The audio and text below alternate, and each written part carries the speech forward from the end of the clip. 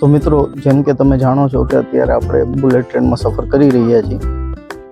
ઘણા લોકો as a foreigner જે લોકો ચાઇનામાં આવે છે અને જે લોકોને ચાઇનીઝ નથી આવડતું, એના કારણે ઘણું બધું લેંગ્વેજ બેરિયર એ લોકોને ફેસ કરવું પડે છે.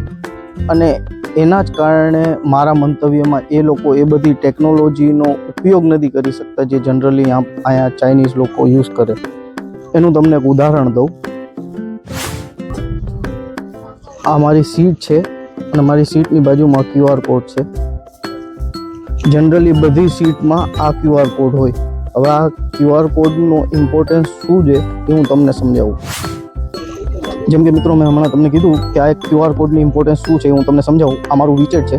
મેં વિચેટ ઓપન કર્યું અને મારા વિચેટમાંથી હું આ QR કોડને સ્કેન કરીશ. હવે સ્કેન કરતાં જ આ ઇન્ટરફેસ સામે આવશે. હવે આમાં બધી ડિટેલ આપેલી છે. હું ક્યાંથી ટ્રેનમાં બેઠો છું, કઈ જગ્યાએ હું જવાનો છું, ટ્રેનની ડિટેલ્સ. પછી આ સામે જે ઇન્ટરફેસ છે ને એમાં તમે જોઈ શકશો કે આ ટ્રેન રહીને આ જે રૂટથી ટ્રાવેલ કરવાની છે એની વચ્ચે કઈ કઈ જગ્યાઓ આવશે, એ જગ્યાઓ પર કઈ કઈ વસ્તુ જોવા લાયક છે, બધું મેન્શન છે. એટલે તમે ટ્રાવેલર હો ને તમને માહિતી ન હોય તો તમે અહીંથી જાણકારી લઈ શકો બધું. એ અહીંયા ક્લિક કરશી ને તો ટ્રેનની બધી ઇન્ફોર્મેશન આવી જશે.